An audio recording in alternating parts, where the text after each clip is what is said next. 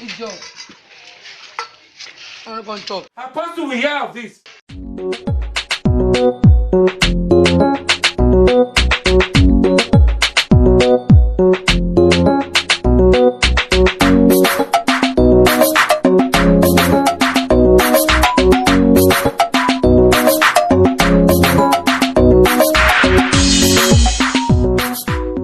So I think I told you this.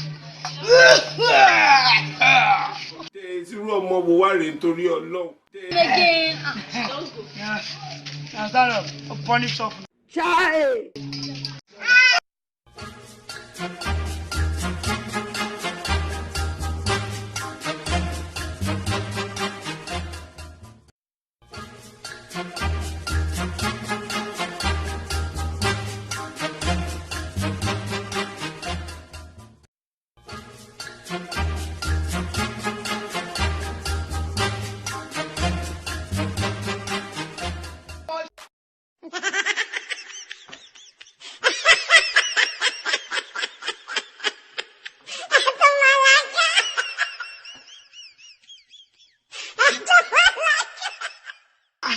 No, this guy's have sweet though.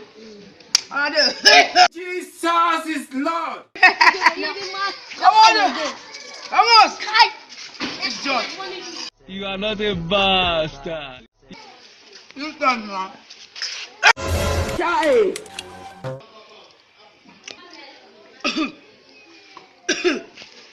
I no go die.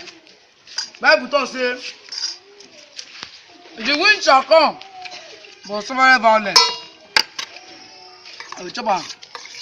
I must chop am. Now Jesus, help our Savior. Nothing go happen. Nothing go happen.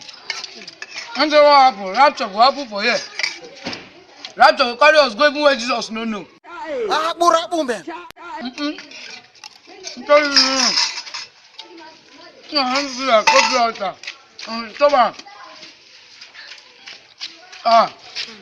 Who's it all?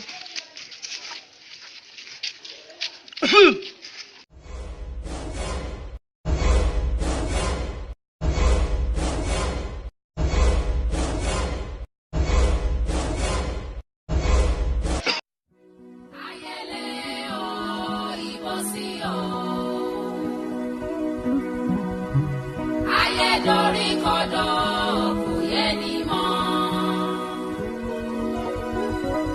Ibo là ń lọ ènìyàn ó sùn nìyẹn. Ibi sáàpà máa gbà ó kò yé nìyàn.